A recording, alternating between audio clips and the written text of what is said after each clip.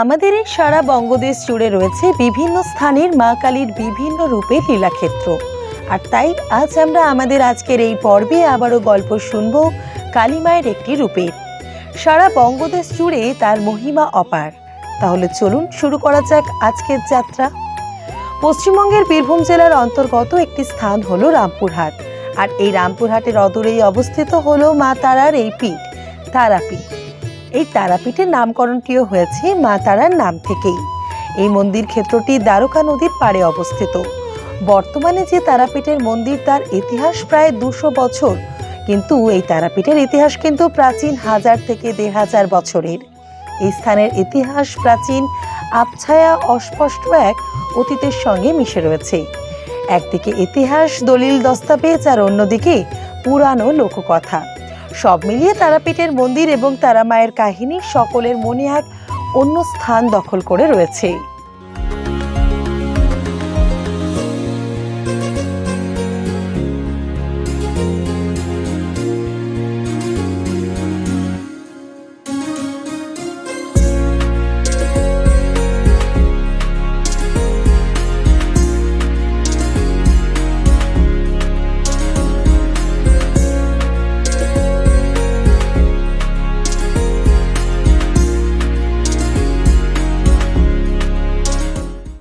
তারাপীঠ মন্দিরে উৎস ও তীর্থ মাহাত্ম্য সম্পর্কে একাধিক কিংবদন্তি ও জনশ্রুতি লোকমুখে প্রচারিত হয়ে রয়েছে। এগুলির মধ্যে একটি গুরুত্বপূর্ণ কিংবদন্তি হল শক্তিপীঠ ধারণাটির সঙ্গে যুক্ত পৌরাণিক কাহিনীটি। শিবের স্ত্রী সতী তার পিতা দক্ষের শিবহীন যজ্ঞ সম্পাদনার ঘটনায় অপমানিত বোধ করেন। স্বামী নিন্দা সহ্য করতে না পেরে তিনি যজ্ঞস্থলে আত্মআহুতি দেন।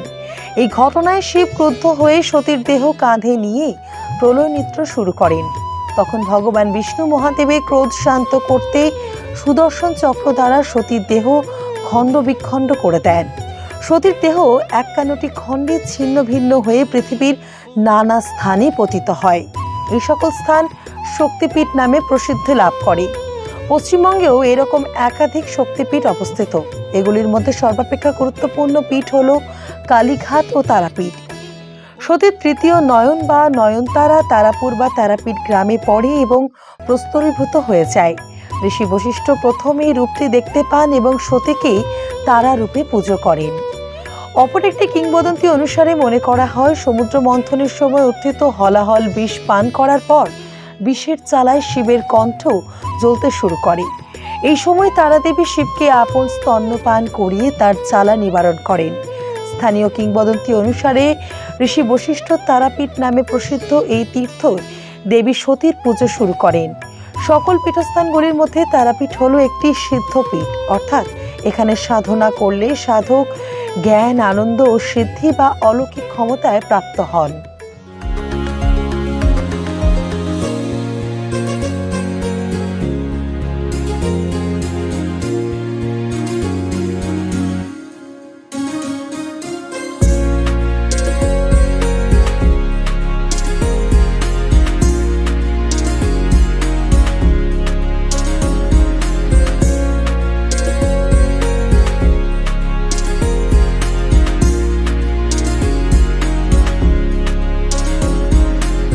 আবার লোকমুখে প্রচারিত অপর একটি কিংবদন্তি অনুসারে ঋষি বশিষ্ঠ এখানে তারাদেবী তপস্যা করেছিলেন, কিন্তু তিনি অসফল হন। তখন তিনি তিব্বতে গিয়ে বিষ্ণুর অবতার বুদ্ধের সঙ্গে সাক্ষাৎ করেন। বুদ্ধ তাকে বামমার্গে মাদ্যমাংসাদি পঞ্চমহাকার সহ তারাদেবীর পুজো করতে বলেন। এই সময় বুদ্ধ ধ্যান যোগে জানতে পারেন মন্দিরে তারা মূর্তি প্রতিষ্ঠা করে পুজো করার আদর্শ স্থান হলো এই তারাপীঠ। বুদ্ধের উপদেশক্রমে বশিষ্ঠ তারাপীঠে এসে 3 লক্ষ বার তারা মন্ত্র জপ করেন।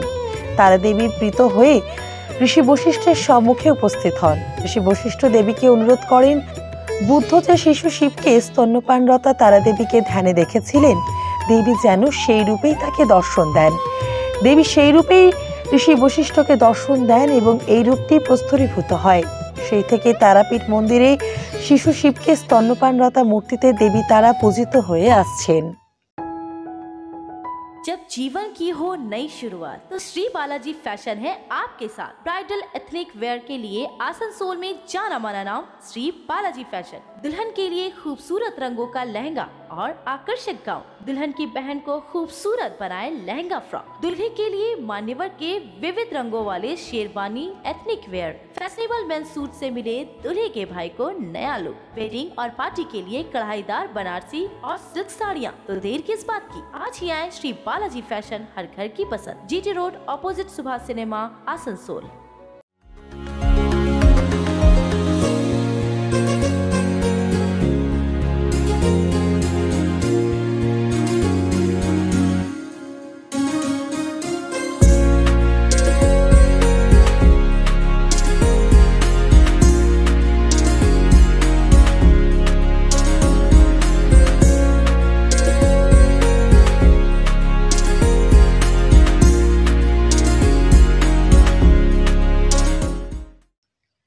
এই সকল কিংবদন্তির পেছনে রয়েছে ঐতিহাসিকতা। রামায়ণে উল্লেখিত ঋষি বশিষ্ঠ মুনি এবং গৌতম বুদ্ধের সাক্ষাৎকারের ঐতিহাসিকতার চেয়ে কল্পনায় বেশি মাত্রায় স্থান পেয়েছে। তবে সপ্তম শতাব্দীতে গৌড়ের শাসক শশাঙ্কের বিরুদ্ধে হর্ষবর্ধন ও কামরূপরাজ ভাস্কর বর্মন সামরিক অভিযানের সময় তিব্বত সম্রাট স্রোং-বৎসন সাগাম্পো অসম, নেপাল ও বিহারের কিছু অংশ পর্যন্ত রাজ্য বিস্তার করে নেন। এর ফলে তন্ত্রমন্ত্রে পরিপূর্ণ তিব্বতী বৌদ্ধ ধর্মের সঙ্গে গৌড় বাংলার সাংস্কৃতিক সংঘাত ঘটে ও বাংলায় তান্ত্রিক আচার অনুষ্ঠান বৃদ্ধি পায়। এই সময় রসায়নাচার্য নাগার্জুন তিব্বত থেকে বৌদ্ধদেবী তারার সাধন পদ্ধতি ভারতে নিয়ে আসেন বলে মনে করা হয়। বিনয় ঘোষের মতে পাল যুগে বৌদ্ধ ধর্মের বিকাশের সাথে বাংলায় বৌদ্ধ দেবী তারার সাধনা ধীরে ধীরে বৃদ্ধি পায় এবং পরবর্তীকালে হিন্দু ধর্মের উত্থাপনে বৌদ্ধ দেবী হিন্দু দেবীতে পরিণত হন এবং রসায়নাচার্য নাগার্জুন লোককথায় বিশিষ্ট মণিতে পরিণত হন। তারাপীঠের মায়ের মন্দিরের গঠনশৈলীও অন্যরকম, এতে গ্রাম বাংলার ছোঁয়া রয়েছে। উত্তরমুখী আটচালা মন্দিরটি লাল ইটে নির্মিত, এর ভেতরের দেওয়াল বেশ মোটা, উপরিভাগের শিখর পর্যন্ত একাধিক ধনুকাকৃতি খিলান উঠেছে। চারচালার ওপরে চার কোণে চারটি ছোট ছোট চূড়া অবস্থিত। মন্দিরের চূড়ায় একটি তামার পতাকা সহ ত্রিশূল তিনটি পদ্ম ভেদ করে উঠেছে। মন্দিরের প্রবেশপথের মধ্যে খিলানের দুর্গা প্রতিকৃতি রয়েছে। উত্তর দিকে বাম পাশের খিলানের ওপর কুরুক্ষেত্র যুদ্ধের ঘটনা, ভীষ্মের সরসজ্জা, অশ্বত্থামা হত প্রভৃতি মহাভারতের কাহিনী উৎকীর্ণ রয়েছে। মন্দিরের উত্তর ভেতরের পূর্ব দিকে সীতাহরণ, অকালবোধন, রাম ও রাবণের যুদ্ধের দৃশ্য এবং পশ্চিম দিকে কৃষ্ণলীলা চিত্র খোদিত। শিশু শিবকে স্তন্যপানরতা তারার মূল প্রস্তর মূর্তিটি একটি 3 ফুট উঁচু ধাতব মূর্তির মধ্যে রাখা থাকে।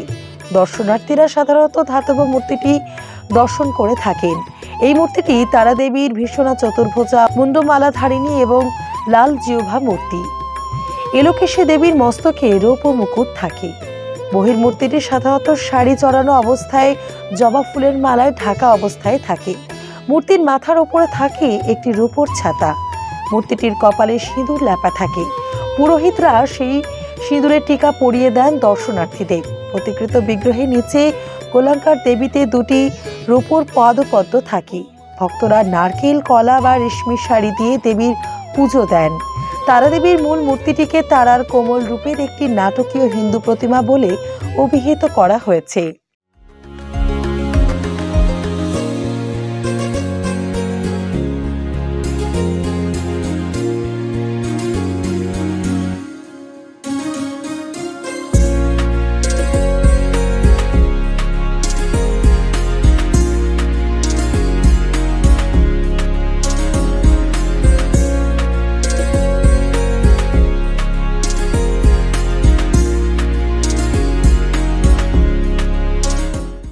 তারাপীঠ নিয়ে তো অনেক জানা অজানা কথাই তো জানলাম আমরা, কিন্তু তারাপীঠ বা মা তারার কথা বলতে যার কথা না বললেই নয় তিনি হলেন সাধক বামাখ্যাপা। এই তারাপীঠের সর্বাধিক প্রসিদ্ধ সাধক হলেন বামাখ্যাপা, যার আশ্রম ছিল মন্দিরের নিকটেই। বামাখ্যাপা ছিলেন তারাদেবীর একনিষ্ঠ ভক্ত।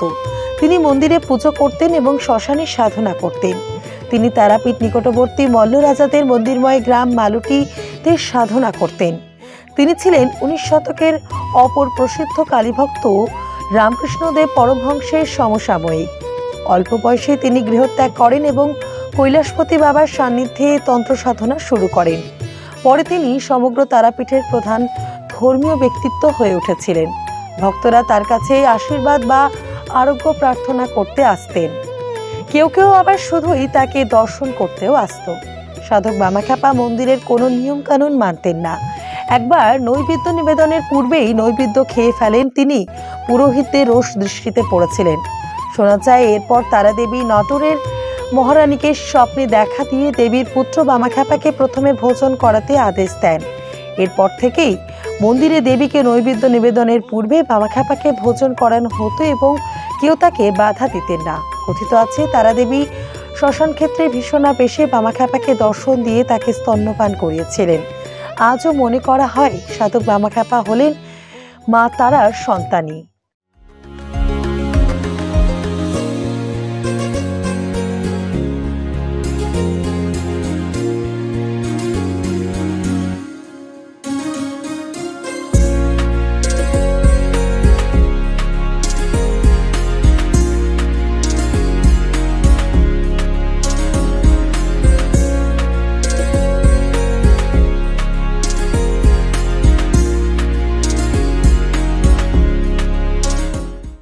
তারাপীঠের একটি অবিচ্ছেদ্য অংশ হলো তারাপীঠের শ্মশান ঘাট।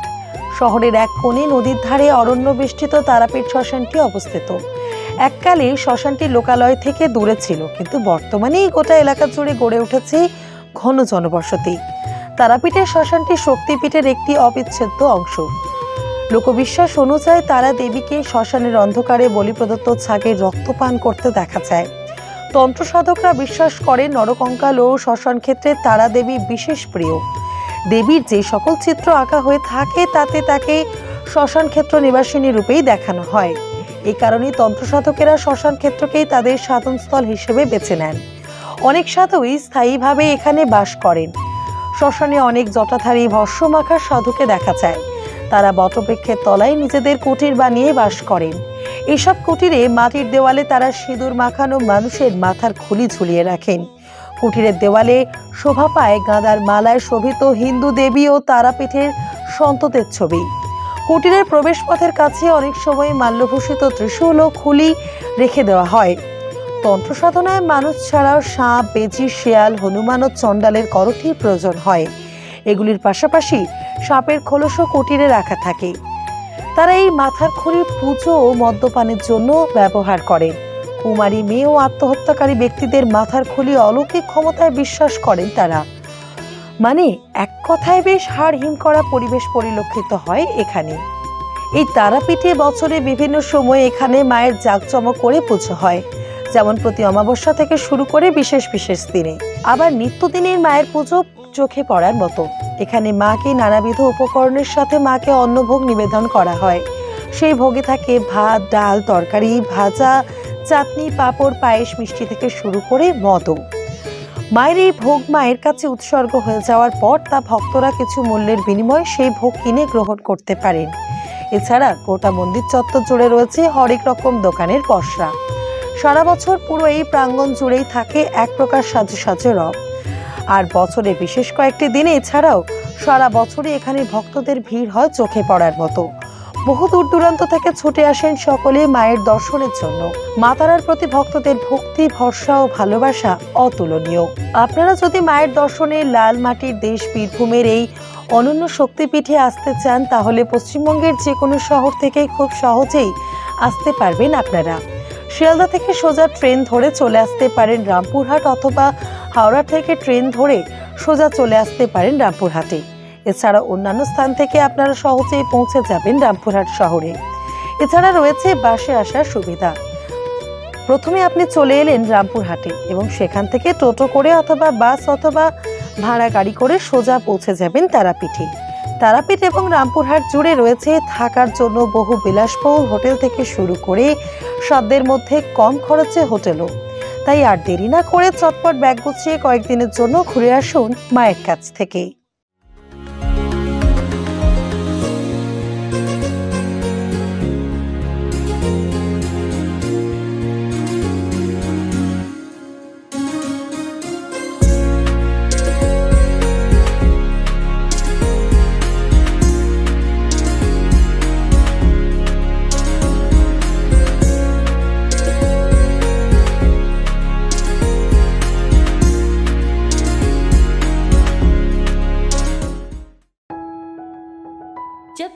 की हो नई शुरुआत तो श्री बालाजी फैशन है आपके साथ। ब्राइडल एथनिक वेयर के लिए आसनसोल में जाना माना नाम श्री बालाजी फैशन। दुल्हन के लिए खूबसूरत रंगों का लहंगा और आकर्षक गाउन, दुल्हन की बहन को खूबसूरत बनाए लहंगा फ्रॉक, दुल्हे के लिए मान्यवर के विविध रंगों वाले sherwani ethnic wear, fashionable men's suit से मिले दुल्हे के भाई को नया लुक, वेडिंग और पार्टी के लिए कढ़ाईदार बनारसी और सिल्क साड़ियाँ। तो देर किस बात की, आज ही आए श्री बालाजी फैशन, हर घर की पसंद, GT road, opposite Subhash cinema, Asansol.